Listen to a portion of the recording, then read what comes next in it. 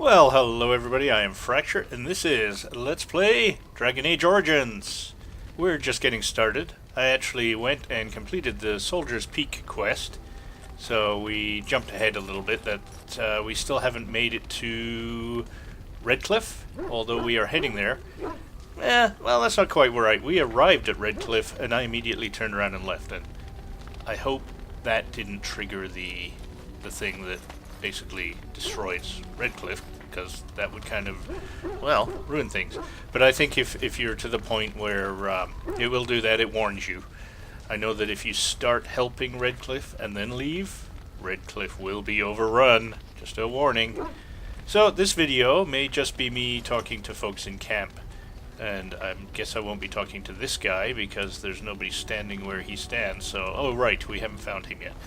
Let's talk to my love interest, Liliana. Yes? I'd like to talk. Well, here I am.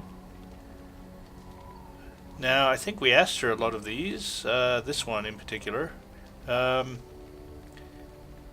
was a little gap since I recorded the last one, so I don't remember. Let's see. What was life like in the Chantry Cloister? Quiet. It was a life suited for contemplation. In the cloister, away from the fuss and the flurry of the cities, I found peace. And in that stillness, I could hear the Maker. But it was not perfect. Some of my Chantry fellows were condescending. That is the nature of religious folk, I suppose. Yeah, that's what I found. Condescending. How so? When I talked about my beliefs, that the Maker reveals himself in the beauty of his world, they treated me with disdain. They want to believe that he's gone, so that when he turns his gaze on them, it means they are special, chosen. He cannot possibly have love for all, the sick and the weary, the beggars and the fools. I don't really want the Maker looking in on me anyway. Well, no problem there. What did you say to them? I prefer your ideas to the ideas of the Chantry. No, I don't really. What did you say to them? What can I say to them? What they believe is what the Chantry says, and the Chantry is infallible, yes? Maybe I am wrong. But it is the Maker's place to decide if I am worthy, not men, not the Chantry. But there is work to be done, and I have talked enough for now. Have you? Can we talk a little more? Yes? I'd still like to talk. Well, here I am.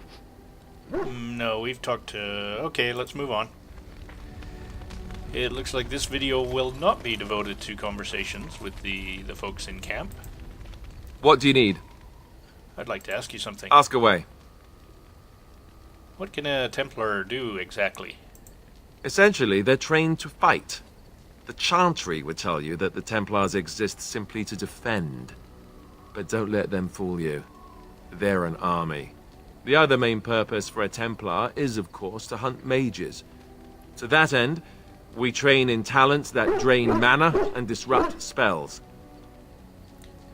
So, couldn't others learn these talents? Perhaps, but there usually isn't much of an opportunity. The Chantry keeps a close rein on its Templars. We are given lyrium to help develop our magical talents, you see. Which means we become addicted. And since the Chantry controls the lyrium trade with the dwarves, well, I'm sure you can put two and two together. Yes, the Chantry are dealers. That's horrible. I can't believe they would do that. Well, they do it, and they feel perfectly justified. You don't need lyrium in order to learn the Templar talents. Lyrium just makes Templars' talents more effective, or so I was told. Maybe it doesn't even do that.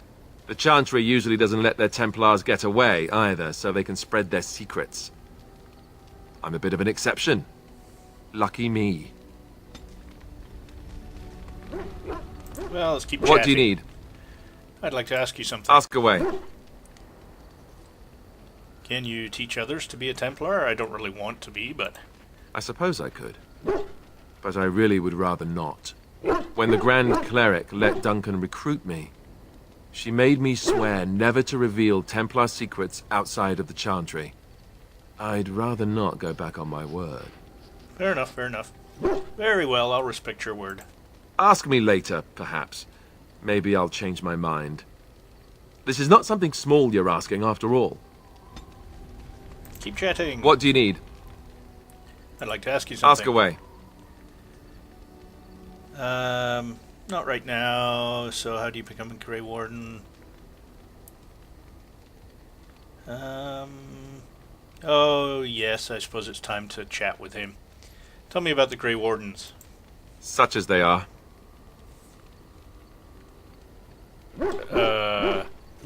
I'm sorry, that didn't make any sense. Let's see. Oh, I see what he's saying, sort of. Okay, so what happens now that there's just two of us? I imagine that eventually the Grey Wardens outside of Ferelden will wonder what's happened. Why there's no contact from Duncan or someone. They'll send someone eventually. Though who knows what Logain's people in Denerim will tell them. Maybe they won't send anyone. We could try to contact them. But that would mean leaving Ferelden, and even if we did, they couldn't come back with us in time to stop the Blight. So that means whatever happens, it's up to us. Alright, well, that's enough for now. About the Grey Wardens, anyhow. Fair enough. What do you need? Never mind. And let's go chat with Morrigan. Hey, Morrigan. What, you get takeout or something? You know, we had food by the fire. What do you wish of me? I'd like to ask you something. If you must. We asked her about that. We asked her about that. Have you ever been hunted by the Chantry? Is Flemeth really what she seems to be? Well, that depends, does it not? What does she seem to be? An old woman, a nutty old bat, a powerful maleficar. You mean, is she truly the Flemeth of legend and story? Yes. Tell me, how much do you know of the tale? The one that the chastened still tell of my mother, to frighten them into obedience. That's the one. I'm more interested in the truth. I can relay what Flemeth once told me herself, and you can decide whether or not 'tis the truth, if you desire. Yeah, that sounds like interesting stuff. Sure. That sounds interesting. As the tale is sung by the bards, there was a time when Flemeth was young and beautiful. That must have been A a fair long lass time ago. in a land of barbarian men, the desire of any who saw her. Any? Many centuries before this land was even named Ferelden. The tales say that Flemeth fell in love with Osen the bard, Oh, yes, and we've fled heard the this. castle of her husband, the dread Lord Conabar, and that he swore vengeance for her infidelity. In truth, my mother claims that 'twas Osen who was her husband, and Conabar the jealous lord who looked on from afar. Lord Conabar approached young Osen and offered him wealth and power in exchange for his lovely wife, and Osen agreed. Ah, Osen was a pimp. He sold his wife to another man? The life of a bard is a poor one, and love fades in the wake of hunger. 'Twas Flemeth who suggested the arrangement. All would have been well had Lord Conabar kept his end of the bargain. But he was a foul man who bargained with coin he did not possess. Osen was led off to a field and slain, left for dead. Flemeth spoke to the spirits and learned of the deed, and swore revenge. But wasn't she now married to the wealthier man? That was not the point. Conabar had no honor, so she would not have him. Flemeth begged the spirits to aid her, and 'twas they who slew Conabar. The demon the legend tells of came later. Lord Conabar's allies chased Flemeth, you see, chased her to the wilds, and there she hid. There she found the demon, and he made her strong.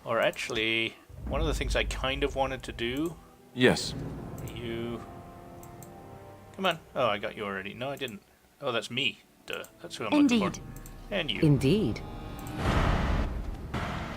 I'm actually still close to this. I think I initially put a sword in the chest here. Oh, no. Oh, shoot. Oh, well.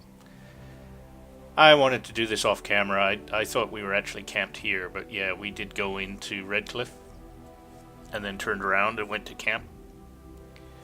Oh well, no harm, no foul.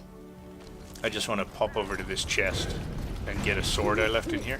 It's a little too high level for us to use right now, but I think it's better that I carry it around.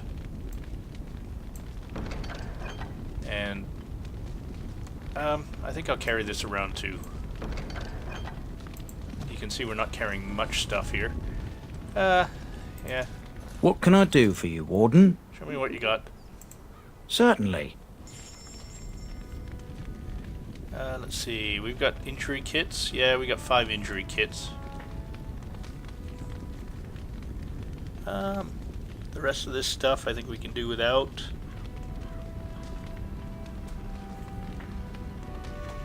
Yeah, that'll do for now. Let's just get on the way.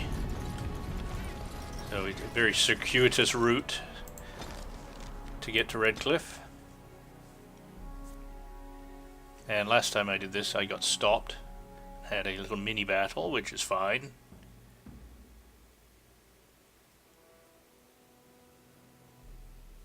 Looks like we're not going to have to bother this time, though.